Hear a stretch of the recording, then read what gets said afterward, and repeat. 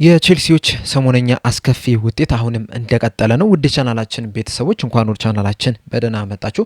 ትናንትና ምሽት ላይ በተደረገ የፕሪሚየር ሊግ ጨዋታ ብራይተን ቼልሲን 3-2 በሆነ ውጤት ማሸነፍ ችሏል። በዛሬው ቆይታችንም ይህንን ጨዋታ የምንመለከት ይሆናል። እስከ መጨረሻው ደቂቃ ድረስም አብራችሁ ቆይታችሁ እንድትከታተሉት በአክብሮት ጋብዛለሁ። በጨዋታው ዙሪያ ያላችሁን ሀሳብና አስተያየት ኮሜንት ሴክሽን ላይ መጻፍ እንድታሳውቁኝ፣ ሰብስክራይብ፣ ላይክ፣ ሼር እያደረጋችሁም የቻናሉ ቤተሰብ እንድትሆኑም በአክብሮት እጠይቃለሁ። አሁን በቀጥታ ወደ ጨዋታው የምንገባ ይሆናል። ወደ ዝርዝር ጉዳዮች ከማለፋችን በፊት ግን የቼልሲ አዲስ አሰልጣኝ የሆኑት ሮዘናሪዮ በቼልሲ አሰልጣኝነታቸው እስከ መቼ ድረስ ይቆያሉ ብላችሁ ታስባላችሁ? ሀሳብ ግምታችሁ እንዳለ ኮሜንት ሴክሽን ላይ በመጻፍ አሳውቁኝ።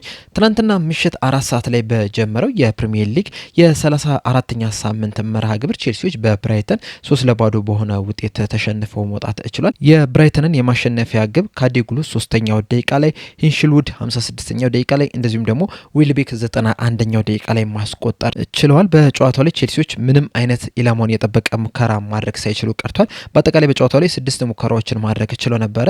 ነገር ግን ከነዚህ 6 ሙከራዎች መካከል አንድም ኢላማውን የጠበቀ ሙከራ አልነበረም። አንድም ትልቅ እድል መፍጠር አልቻሉም። ብራይተኖች በአንጻሩ 15 ሙከራዎችን ማድረግ ሲችሉ ከነዚህ 15 ሙከራዎች 9 ኢላማቸውን የጠበቁ ሙከራን የነበሩት 5 ትልልቅ እድሎችን መፍጠር ችለው ነበረ። ከነዚህ 5 ትልልቅ እድሎች ደግሞ 3ቱን አስቆጥረው 2ቱን ሊሰቱት ችሏልና ብራይተኖች ከ3-2 በበለጠ ብዙ ጎል አስቆጥሮ ራሱ አሸንፈው መውጣት የሚችሉበት እድል ነበራቸው። ከጨዋታው በኋላም የቼልሲ አሰልጣኝ የሆኑት ሮዘነሪ በሰጡት አስተያየት ውጤቱ ተቀባይነት የሌለው ነው። በተለይ ደግሞ ቼልሲን የሚያክል ቡድን ውስጥ ስትጫወት እንደዚህ አይነት ጨዋታዎችን መሸነፍህ ተቀባይነት የለውም። ህመም ስሜት ነው እየተሰማኝ ያለው። በውጤቱ በጣም ተበሳጭቻለሁ። ከዚህ የበለጠ ማድረግ ነበረብን። ጨዋታውን በታክቲክ ምክንያት አይደለም የተሸነፍነው። ይልቁንም የአንድ ለአንድ ግንኙነቶችን ማሸነፍ ባለመቻላችን፣ ኢንቴንስ የሆነ ጨዋታን ባለመጫወታችን፣ ፈጣን ርጮችን ባለማድረጋችን፣ ተነሳሽነት ባለመኖሩ፣ ኢነርጂ ባለመኖሩ ምክንያት ነው ይህንን ጨዋታ ተሸንፈን ልንወጣ የቻልነውና በተጫዋቾቹ ዘንድ የመነሳሳት ነገርን አልተመለከትኩባቸውም። ጨዋታውን ለማሸነፍም ተነሳሽነትን አልተመለከትኩባቸውም። በዛ ምክንያትም ጨዋታውን ተሸንፈን ልንወጣ ችለናል የሚል አስተያየትን ሰጥቷል። ሽንፈቱንም ተከትሎ ቼልሲዎች በጣም አስከፊ የሚባል ሪከርድን ነው ማስመዝገብ የቻሉት። ከ1912 በኋላ ለመጀመሪያ ጊዜ በ5 ጨዋታዎች ምንም አይነት ግብ ሳያስቆጥሩ ሽንፈት አስተናግዷል። እንደዚሁም ከ31 ዓመት በኋላም በፕሪሚየር ሊጉ 5 ተከታታይ ሽንፈቶችን ማስተናገድ ችሏልና በዚህ ሰዓት ላይ ቼልሲዎች መጥፎ የሚባል ሪከርዶችን ነው እየሰባበሩ የሚገኙት። ከጥቂት ወራት በፊት እንግዲህ ቼልሲዎች የሻምፒዮንስ ሊግ ቦታን ይዞ በማጠናቀቅ ረገድ የነበራቸው ቻንስ በጣም ትልቅ የሚባል ነበር። 99% ድረስ ራሱ ቻንስ ነበራቸው።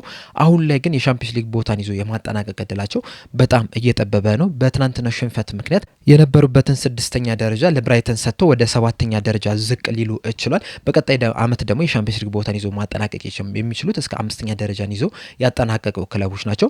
ምናልባት አስቶን ቪላ የኢሮፓ ሊግ ዋንጫ ማሸነፍ የሚችል ከሆነ 6ኛ ደረጃ ላይ የተቀመጠው ክለብ ወደ ሻምፒዮንስ ሊግ ማለፍ የሚችል ይሆናል። ቼልሲዎች እንግዲህ አሁን ላይም ወደ ቻምፒዮንስ ሊግ ደረጃ ለመመለስ እድል አላቸው። ነገር ግን ደግሞ ሰሞነኛ ብቃታቸውን ከተመለከትን አጣብቂኝ ውስጥ እየገቡ ነው የሚገኙት። በተለይ ጨዋታው ላይ የነበራቸው እንቅስቃሴ በጣም የወረደ ነው የነበረው። ብራይተኖች በጣም የተሻለው ቡድን ሆኖ መመልከት ችለናል። የመጀመሪያዎቹ አጋማሽ አካባቢ እንግዲህ ቼልሲዎች በ3 ተከላካይ ለመጫወት ሙከራ አድርገው ነበረ።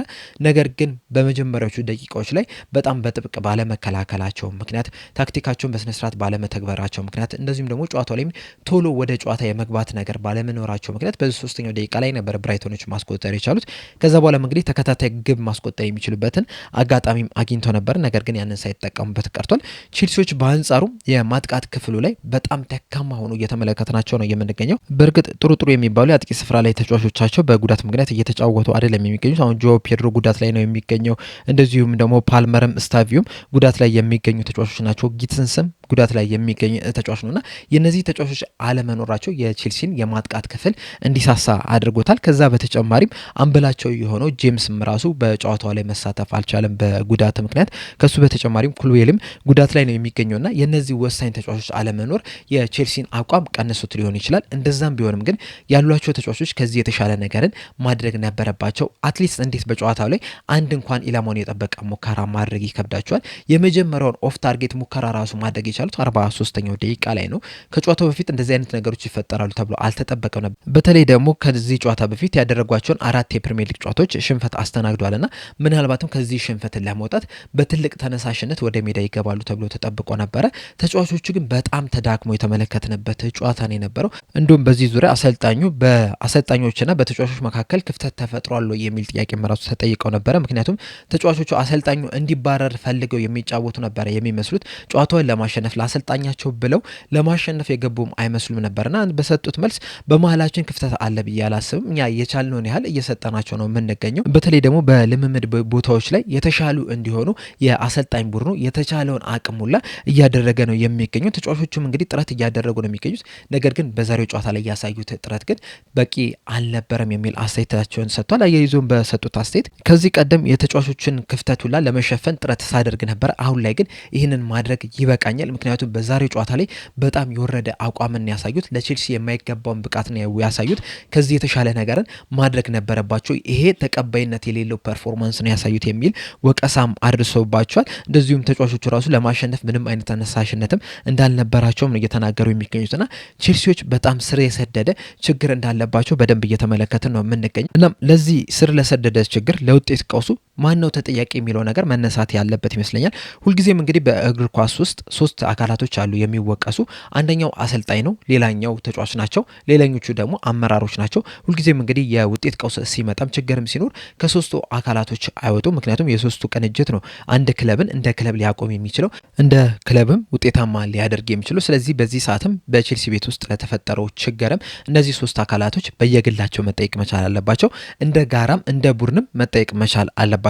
በአሰልጣኙ በኩል ያለውን ስንመለከት የአሰልጣኝ ዋነኛው ስራ በቀላሉ ስንመለከት አንድን ክለብ ውጤታማ ማድረግ ነው። እንዴት ነው ውጤታማ ማድረግ ያለበት የሚለውን ነገር ስንመለከት ብዙ ዲቴሎችን ማውራት እንችላለን። ቀለል አድርገን ስንመለከት ግን በመጀመሪያ ደረጃ ክለቡን እንደ ክለብ ማዋሃድ ነው፣ ማቀናጀት ነው። ከዛ በኋላም ለክለቡ የሚመች ለተጫዋቾቹ የሚመችን ታክቲክ መተግበር ነው። ከዛ ደግሞ የተጋጣሚ ቡድኖችን ታክቲክ እየተመለከትክ ደግሞ ለዛ መፍትሄ መፈለግ ነው። እንደዚሁም በጨዋታዎች መሀልም ደግሞ በሚፈጠሩ የተለያዩ የፖዚሽን ለውጦች እንደዚሁም ደግሞ የታክቲክ ለውጦችንም እየተመለከትክ ለነዛ ለውጦች መፍትሄ መፈለግ ነው ዋነኛው የአሰልጣኝነት ስራ። በዚህ ረገድ ደግሞ አሰልጣኙ ሙሉ ለሙሉ ተሳክቶላቸዋል ለማለት ትንሽ ያስቸግራል። በተለይ አሁን በትናንትናው ጨዋታ ላይ በ3 ተከላካዮች ነበር ጨዋታውን የጀመሩት። ነገር ግን ያ እንዳላጓጣቸው ሲቀሩ ሁለተኛው አጋማሽ ላይ ወደ 4 ተከላካይ መመለስ ይችላል። እንደዚሁም በጨዋታ መሀል ራሱ ወደ 4 ተከላካይ የተመለሱበትንም አጋጣሚ መመልከት ይችላል ነበር። ይህም የሚያሳየው ደግሞ የመጀመሪያም የቤት ስራቸውን በደንብ አልሰሩም፣ ተጫዋቾቹን በደንብ አላዘጋጁም፣ ለብራይተንም የሚሆን ታክቲክንም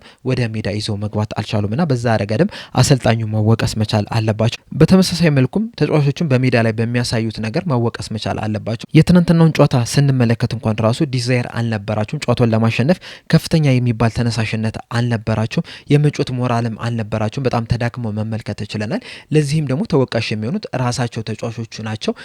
በጣም ተሯሩጠው በጣም ደክመው በጣም ለፍተው ውጤታማ ባይሆኑ ኖሮ ምናልባትም አሰልጣኙን ብቻ ልንወቅስ እንችል ነበር። ነገር ግን ደግሞ በትናንትናው ጨዋታ ላይ ታክቲኩ እንኳን ትክክለኛ ቢሆን ራሱ ተጫዋቾቹ ያንን ታክቲክ በስነ ስርዓት የማይተገብሩት ከሆነ ለመተግበርም ሞራል ከሌላቸው ተወቃሽ መሆን መቻል አለባቸው። እንደዚሁም አመራሮቹም እያደረጉት ባሉት ውሳኔዎች እንዳለ መወቀስ መቻል አለባቸው። በተለይ ደግሞ ያለፉትን 3-4 ዓመታት ከተመለከታችሁ በተለይ አዲሱ ባለቤት ከመጣ በኋላ የቼልሲን እንቅስቃሴ ከተመለከታችሁ በጣም ብዙ ወጣት ተጫዋቾችን ወደ ክለቡ እየቀላቀሉ ነው የሚገኙት። ነገር ግን ደግሞ አንድ ክለብ የሚመሰረተው በወጣት ተጫዋቾች ብቻ አይደለም። ብዙ ጊዜ ውጤታማ የሆኑ ክለቦችን ከተመለከታችሁ 3 የእድሜ እርከን ይኖራቸዋል። አንድ ወጣት ይኖራቸዋል፣ ሁለተኛ መካከለኛ እድሜ ላይ ያለ ወደ ቶፕ ሌቭሉ ላይ ለመግባት የደረሰን ተጫዋች ይይዛሉ። ሌላኛው ሶስተኛው ደግሞ አንጋፋ የሚባሉ ተጫዋቾችን ይይዛሉና የነዚህን የ3 የእድሜ ስብጥርን በአንድ ቡድን ውስጥ ከሌለ ያ ቡድን ውጤታማ ለመሆን በጣም ሲቸገር መመልከት እችላል። በቼልሲም ይሄ ነገር ነው እየተፈጠረ የሚገኙ። በጣም ብዙ ወጣት ተጫዋቾች አሉ። እንዲሁም በአንድ ወቅት የቼልሲ ደጋፊዎች ራሱ የራሳቸውን ተጫዋቾች መለየት እስኪከብዳቸው ድረስ በጣም ብዙ ተጫዋቾችን ሲያስፈርሙ መመልከት ይችላል። በእርግጥ ከቢዝነስ ፖይንት ኦፍ ቪው ከተመለከተን ቼልሲዎችን ውጤታማ አድርጓቸዋል። ምክንያቱም ወጣት ተጫዋቾችን ይገዛሉ፣ ከዛ መልሰው እነዚህን ወጣት ተጫዋቾች በአንድ ዓመት ልዩነት ሲሸጡ መመልከት ይችላል። በዛም በሚሸጡበት ሰዓት ደግሞ ሲያተርፉም የተመለከትንበት አጋጣሚ አለ። ነገር ግን ደግሞ በሜዳ ላይ በሚኖራቸው እንቅስቃሴ ላይ ግን በጣም ትልቅ ተጽዕኖ እየፈጠረባቸው ነው የሚገኘው። ልምድ ያላቸው ተጫዋቾች በቡድን ውስጥ አለመኖራቸው አንዳንድ ውሳኔዎች ላይ ተጫዋቾች እንዲሳሳቱ እያደረጉ ነው የሚገኙት። እንደዚሁም ደግሞ ጨዋታዎቹን አስጠብቀው መውጣት ላይ ራሱ እንዲቸገሩ አድርጓቸዋል። እናም የነዚህ ልምድ ያላቸው ተጫዋቾች አለመኖር በጣም በከባዱ ቼልሲዎችን እየጎዳቸው ነው የሚገኙ። ለዚህም ደግሞ ተጠያቂ መሆን ያለባቸው የቼልሲ አመራሮች፣ የዝውውር ሂደት የሚመለከታቸው ሰዎች እንዳለ ሊወቀሱ ይገባቸዋልና በአጠቃላይ በዚህ ሰዓት በቼልሲ ቤት በሶስቱም ረገር ነው እየተቸገሩ የሚገኙት። ወይ አሰልጣኙ ትክክለኛ ነገርን እየሰራ አይደለም፣ ተጫዋቾቹን በስነስርዓት እየተጫወቱ አይደለም፣ አመራሮቹም የሚወስኗቸው ውሳኔ እንዳለ ለክለቡ እየጠቀመ አይደለም የሚገኘው። በተለይ ደግሞ ሜዳ ላይ በሚኖረው እንቅስቃሴ ላይ በጣም ከፍተኛ ተጽዕኖን እየፈጠረባቸው ነው የሚገኙና በዚሁ አቋማቸው ቼልሲዎች የሚቀጥሉ ከሆነ በስተመጨረሻ የሻምፒዮንስ ሊግ ቦታን ይዘው ላያጠናቅቁ የሚችሉበት በጣም ሰፊ እድል አለ። ይሄ የሚሆን ከሆነ ደግሞ በፋይናንሻል በኩል ቼልሲዎችን በጣም የሚጎዳ ይሆናል። ፒኤስአር ላይም በጣም ትልቅ ችግርም ሊፈጥርባቸው ይችላል እና የሻምፒዮንስ ሊግ መውረድ ቀላል የሚባል አይደለም። እስካሁን ባየነው ደግሞ ያንን ነገር ያሻሽላሉ የሚልም ምንም አይነት ተስፋም እየተመለከተን አይደለም የምንገኘው። በተከታታይ 5 ጨዋታዎች ማለት እንደ ቼልሲ ላለ ክለብ ትልቅ ውርደት ነው። በእርግጥ አሰልጣኙ በቀጣይ በሚኖረን የኤፍኤ ካፕ ጨዋታ ላይ ለቼልሲ የሚመጥን ስብስብን ይዤ እገባለሁ የሚል አስተያየትን ሰጥቷል። ይህም የሚያሳየው ደግሞ በአንዳንድ ተጫዋቾች ደስተኛ እንዳልሆነና ምናልባትም ይህ ነገር ደግሞ በተጫዋቾቹና በአሰልጣኙ መካከልም ክፍተት እንዳይፈጥርም ትልቅ ስጋት ነው እየሆነ የሚገኘውና ቼልሲዎች እንግዲህ ትናንትና ምሽት ላይ በብራይተን ተሸንፏል። ብራይተኖች በበኩላቸው በጣም አስደናቂ የሚባል እንቅስቃሴን እያሳዩ ነው የሚገኙት። የትናንትናውንም ጨምሮ ያለፉትን 5 ጨዋታዎች ስትመለከቱ ምንም አይነት ሽንፈት አላስተናገዱም። ቼልሲን 3-0፣ ከቶተናም ጋር 2 አቻ፣ በርንሌን 2-0፣ ሊቨርፑልን 2-1 እንደዚሁም ደግሞ ሰንደርላንድን 1-0 በማሸነፍ በዚህ ሰዓት 7ኛ ደረጃ ላይ መቀመጥ ችሏል። በቀጣይ ዓመትም የሻምፒዮንስ ሊግ ቦታን ይዞ ለማጠናቀቅም ጥረትም እያደረጉ ነው የሚገኙት። ምናልባት ቀደም እንዳልኳቸው አስቶን ቪላ የኢሮፓ ሊግ ዋንጫን የሚያነሳ ከሆነ በዚሁ አቋማቸው ደግሞ ብራይተኖች የሚቀጥሉ ከሆነ የሻምፒዮንስ ሊግ ተሳታፊ መሆን የሚችሉበትም እድል አላቸው። ሻምፒዮንስ ሊግን ባያገኙ እንኳን ራሱ ኢሮፓ ሊግ፣ ኮንፈረንስ ሊግ ውስጥ ሊገቡ የሚችሉበት ከፍተኛ እድል አለና ብራይተኖች በጣም ጥሩ የሚባል እንቅስቃሴን ማድረግ ሲጀምሩ፣ ቼልሲዎች በተቃራኒው በጣም የወረደ አቋም እየተመለከቱ ነው የሚገኙትና ይህም የውጤት ቀውስ ደግሞ አሰልጣኙ ላይ በጣም ከባድ ተጽዕኖ ነው እየፈጠረ የሚገኘው። በዚህ የሚቀጥል ከሆነ ምናልባትም ቀጣይ 1 ወይም 2 ጨዋታዎችን የሚሸነፉ ከሆነ አሰልጣኙም ሲሰናበቱ ልናይ የምንችልበት በጣም ሰፊ እድል አለ። እናንተስ በትናንትናው ጨዋታ ዙሪያ እንደዚሁም በአሰልጣኙ ቆይታ ዙሪያ ያላችሁ ሀሳብ ምንድን ነው? ሀሳብ አስተያየታችሁ እንዳለ ኮሜንት ሴክሽን ላይ በመጻፍ አሳውቁኝ። ለአሁን እኔ እዚህ ላይ አበቃው። በቀጣይ በሌላ እስከምንገናኝ ድረስ ሰብስክራይብ፣ ላይክ፣ ሼር ማድረግ እንዳትረሱ። ቸር ያቆየን።